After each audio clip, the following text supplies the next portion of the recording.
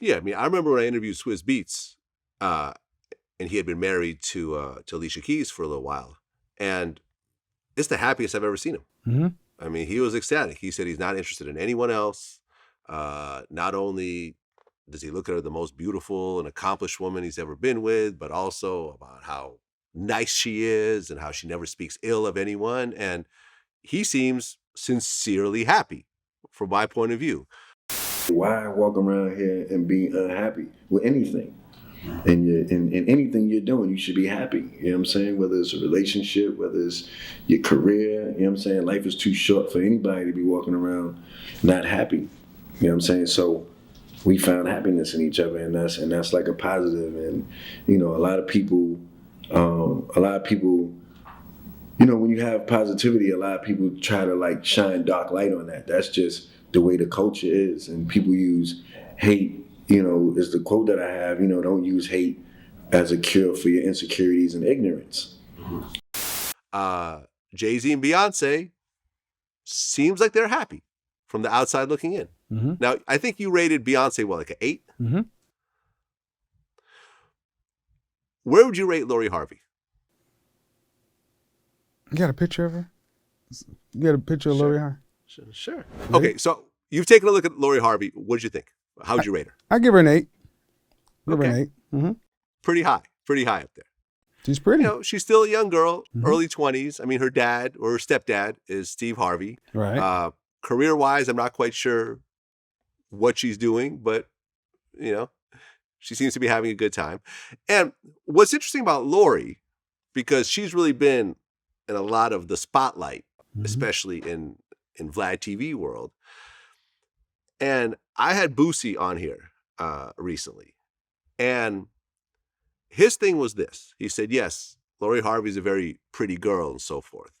But in the past year, she's dated Trey Songz, Future, Diddy's son, you know, now Michael B. Jordan. There's a couple other, I think there's like a race car driver thrown in there somewhere and so forth. And a lot of people got really upset.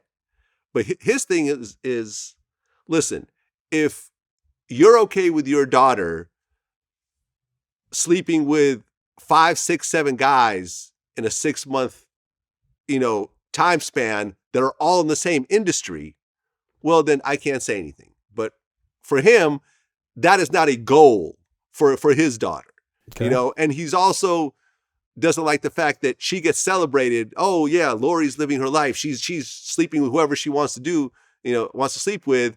But the women whose men end up cheating on them and they stay with the man, you know, like Lil Baby's baby mother. Okay.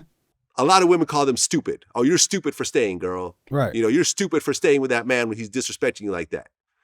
What is your take about this whole situation? So if I understand it, that Lori's getting celebrated for living her best life. Right. But then the woman who decides to stay with a man who exercises options or cheated are called fools. Right.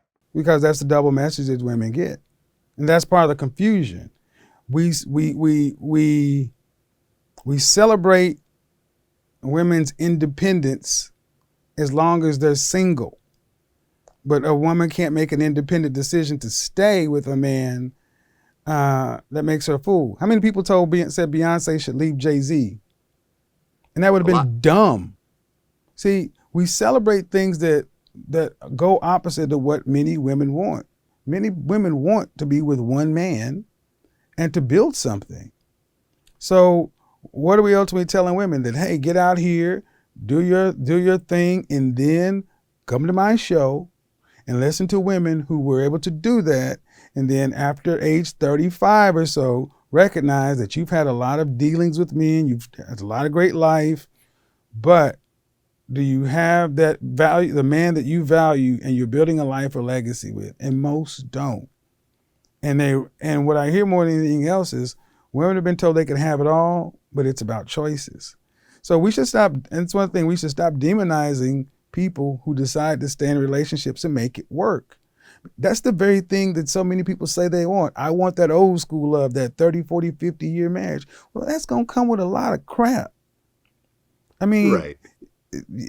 I think it's funny how many people met their, whole different side of the family at Big Daddy's funeral.